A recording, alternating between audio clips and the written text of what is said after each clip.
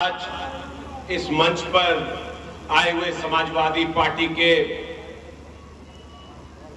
Azamgarh Lok Sabha by election के प्रत्याशी आदरणीय धर्मेंद्र यादव जी, इस क्षेत्र के 9 बार के चुने हुए विधायक आदरणीय दुर्गा चाचा, यहां मौजूद मेरे बड़े भाई जनाब अब्दुल्ला आजम साहब, मेरे बड़े भाई जनाब संग्राम यादव जी, मेरे बड़े भाई जनाब शोएब अंसारी साहब, मंच पर बैठे हुए सभी समाजवादी पार्टी और समाजवादी पार्टी के घटक दलों के सभी नेता और कार्यकर्तागण, वक्त कम है इसलिए सीधे शेर पर आता हूं कि इस मुल्क की तामीर में हम भी हैं बराबर के शरीक, अगर दरो दीवार तुम हो तो बुनियाद है हम। मेरे दोस्तों, मेरे बुजुर्गों, मेरे नौजवान साथियों, आप सबकी खिदमत में मैं अब्बास बिन मुख्तार अंसारी अपना सलाम पेश करता हूं और आपके बीच में यह गुजारिश करने आया हूं कि वक्त तो और आता रहेगा, मगर इस बार एहसास दिलाने की बारी है।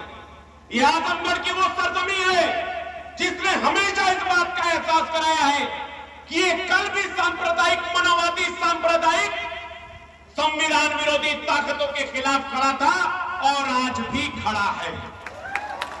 2014 में भी आपने दिखाया था, 2019 में भी आपने दिखाया और 2022 में तो भारतीय जनता पार्टी के ताबूत में आपने यहां से कील ठोक करके इस बात का एहसास करा दिया है कि आजमगढ़ की सरजमी गंगा जमनी तहजीब को साथ लेकर चलना जानती है और उस आवाज को बंद करना जानती है जो इस क्षेत्र में सांप्रदायिकता और सामंतवाद फैलाने का काम करे।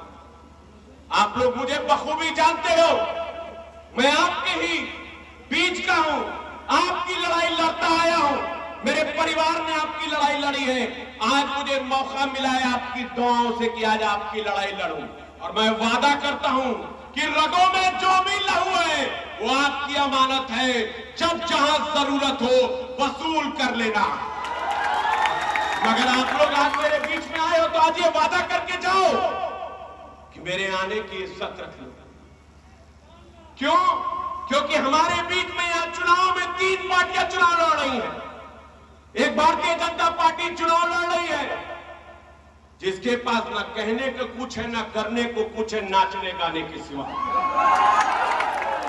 दूसरी बहुजन समाज पार्टी के कैंडिडेट चुनाव लड़ रहे हैं जो मात्र कुछ महीनों पहले उसी बहन कुमारी मायावती जी के खिलाफ लफ्जों की इतनी लंबी चौड़ी फेरिस्त खड़े करते थे, आज वही बहुजन समाज पार्टी के टिकट पर चुनाव लड़ रहे हैं। आपको यह मालूम होना चाहिए कि उत्तर प्रदेश ने एमआईएम को ठिकाने लगा दिया है तो भारतीय जनता पार्टी ने इस बार नया सहारा ढूंढ लिया। इस बार हाथी पे चढ़ करके कोशिश है आपके वोट को बांटने की। बंटने मत दीजिए, क्योंकि आप तो अपना दे देंगे मगर उनका बेस वोट कहीं और जा रहा है। इसलिए समझदारी के साथ फैसला कीजिए, एक एक अपना कीमती वोट। जैसे आपने 2019 में आदरणीय अखिलेश यादव जी को बंपर वोटों से जिताया, मैं मानता हूं कुछ कमियां रह जाती है, मगर उसके साथ साथ कोई तो है जो कुछ तो बोलता है, बाकी तो या तो खिलाफत करते हैं या कुछ भी नहीं बोलते। तो उससे तो बेहतर है ना, है कि नहीं बेहतर? है ना बेहतर? अगर बेहतर है तो जरा हाथ उठा के पीछे से इशारा कीजिए, मुझे भी एहसास हो आपकी मोहब्बत का। यहां दूर से चल के अब्दुल्ला आजम भाई आए हैं, बहुत तकलीफें झेली हैं। मैं तो मजबूर हूं कि वो तकलीफें आप सब इतना देख चुके, उतना मैं झेल चुका हूं कि अब तो उसके बारे में जिक्र करना भी बेकार लगता है। अब तो बात यह हो गई है कि वो तो आदत सी हो गई है। 18 ही साल तो हुआ है अभी लड़ाई लड़ते लड़ते।